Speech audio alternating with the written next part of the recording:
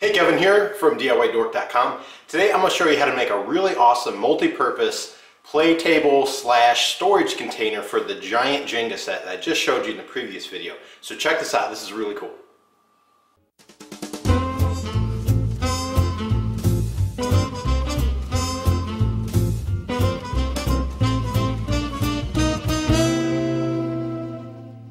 Alright, so to make this play table slash storage container, what I'm using is a half sheet, it's a 4 foot by 4 foot, of 3/4 inch plywood, and I got one that had a nice sanded side to it so that it will look, you know, pretty nice when the box is put together.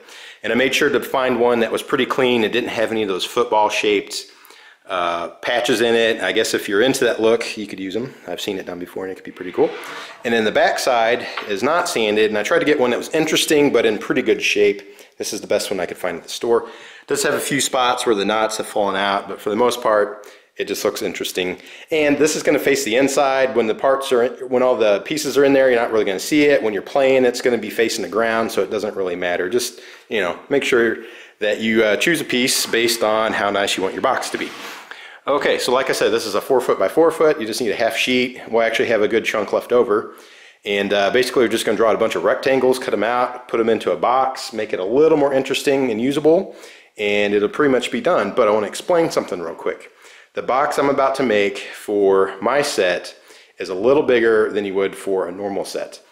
And like I said, I built all my pieces out of 2x4s, and a regular Jenga set has 54 pieces. But the one I built has 60, so the box is actually going to be just a little bit wider than it would be for like a 54 piece set. And if you want to make more, you want to go up to in the 70s or 80 pieces or whatever, this box can easily be changed to fit that. And I'll show you the easy adjustment. Another thing I'll do is it's probably easier if I just make a graphic real quick to pop in the video here that shows all the sizes that I cut up to make my box. And then I'll try to show you the real simple adjustment. So that's what I'm going to do next. I'm going to draw everything out, cut it up, and start putting it together.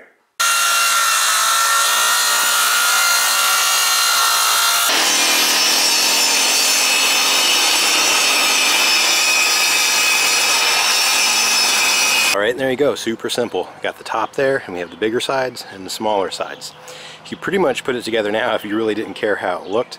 But I decided on the smaller sides I'm going to cut out some handles so we can carry it around, and then on the bigger sides I'm just going to cut out a little detail just to make it look a little better and shave off a little bit of weight. It probably won't be much, but it's basically just for looks. Anyway, I'll do that next. I'll show you what I'm doing. Alright, for the detail on the long sides, what I did is I'm cutting out sort of a house shape or a barn shape.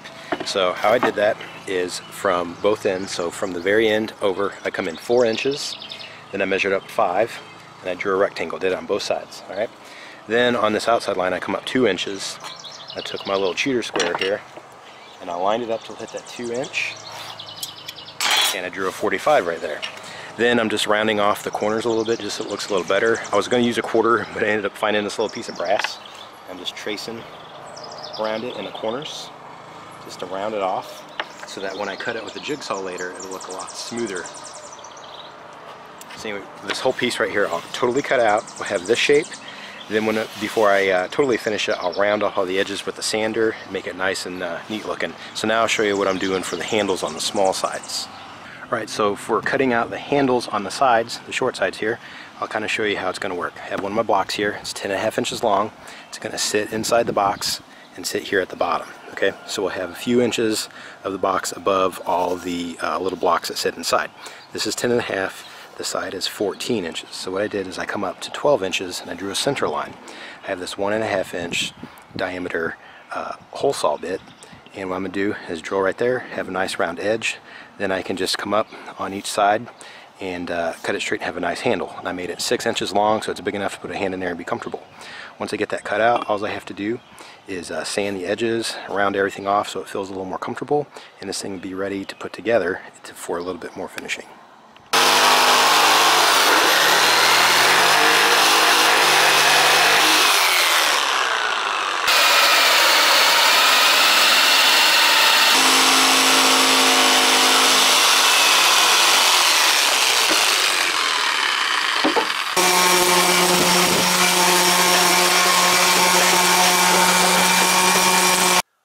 have all the pieces sanded. They're nice and smooth, and most of the edges are rounded off here. And also did is I'm using this little frame clamp. It's really for like picture frames, but it works fine for a project like this. Clamping the edge together really tight, and then all I did was I pre-drilled in this way. Then I used my little countersink bit just to round it off so that the head of the screw will sit flush in there. And then we're just driving them in. Just put a few per side. It'll hold nice and tight. So I'll drop the rest of these in, and then I'm going to go through, in some of these corners I didn't sand quite yet. I'm going to kind of round it off with my sander just to smooth it out a little bit. And then I might do a little paint detail. I haven't quite decided on that or not. And then we'll finish it off. And I'll also show you the top. I'm going to do a little something different at the top. So let me finish putting this box together, and then I'll show you the rest. Alright, I got it all screwed together, and this thing is stout. You can see I just put a few screws there on the side, and then up top I just put them at the centers and at the corner. And I was able to stand on it a while ago, no problem whatsoever. It did not budge. But now it's just kind of a bland box, so I think I'm going to do a little finishing with some paint. I'm thinking some maybe distressed silver up top to kind of differentiate the the play surface from the rest of the box. And then on the sides, I might try to incorporate a little bit of black and white just to kind of jazz this thing up. So that's what I'll do next.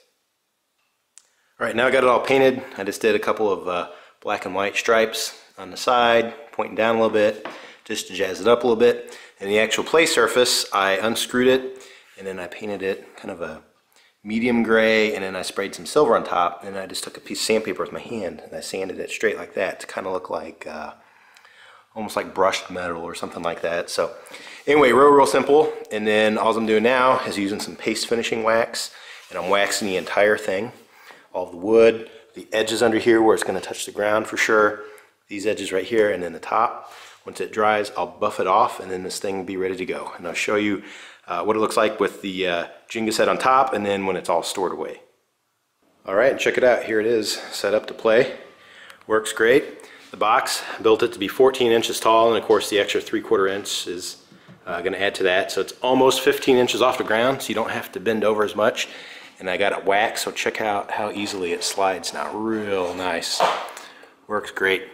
And then this top part here is about chest height now, so nice and tall without being played. Once you start playing, it'll really, build up.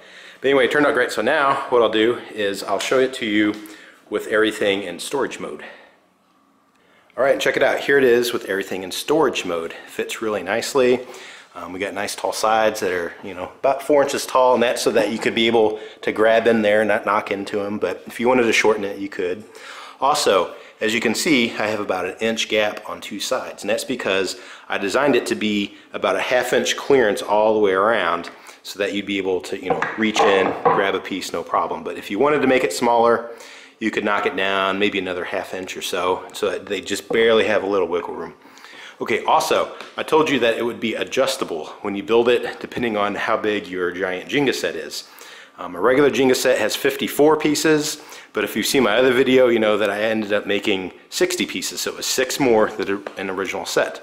So since we have 6 going this way, the adjustment is all in how wide you make the sides and the top. So if you do the 60, you just follow the dimensions I showed you earlier. If you go with the standard 54, you just make the sides and the top 1.5 inches shorter. If you want to go bigger, for every 6 that you go over the 54 or the 60, you would add 1.5 inches. And I guess you could go this dimension too if you wanted, and you just add 3.5 inches on the sides here and the top. But that's all there is to it, and stores really nicely. It is heavy, I will say that, but I mean, you are lifting 6 or 7, 2x4s worth of wood. But stores away really nicely, and it actually looks pretty cool too. It could almost be a seat or something if you absolutely wanted to use it like that instead of just putting it away in the garage.